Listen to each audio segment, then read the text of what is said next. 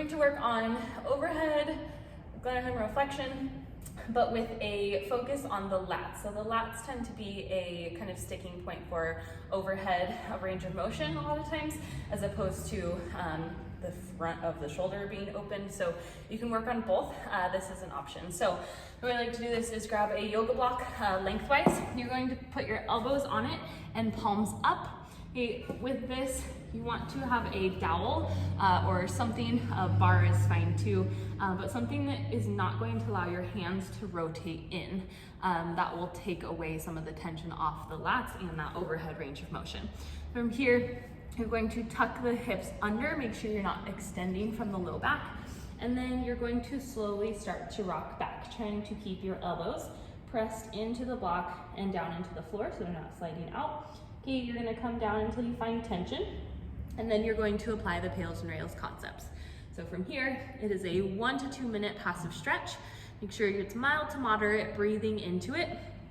From that passive stretch, you're going to start to apply pressure down. So it's going to feel like you're dragging your elbows down towards your knees, okay, without any actual movement. So it's an isometric contraction. You're going to slowly ramp up into it, 10% at a time, 20%, 30, 40, etc.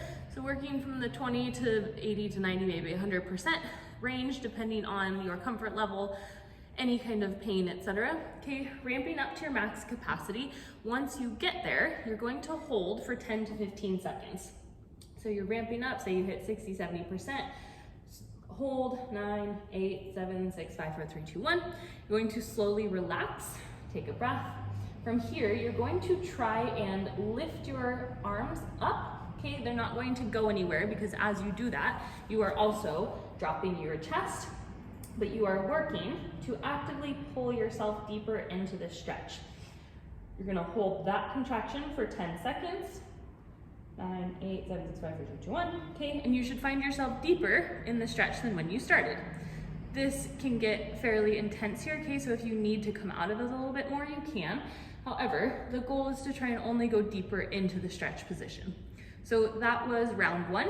Ideally, you would do 1 to 2 more rounds for a total of 2 to 3. Okay, so a 1 to 2 minute stretch, 10 to 15 second push, quote unquote, away from the stretch, and a 10-second pull actively deeper into the stretch, and then resetting for another round.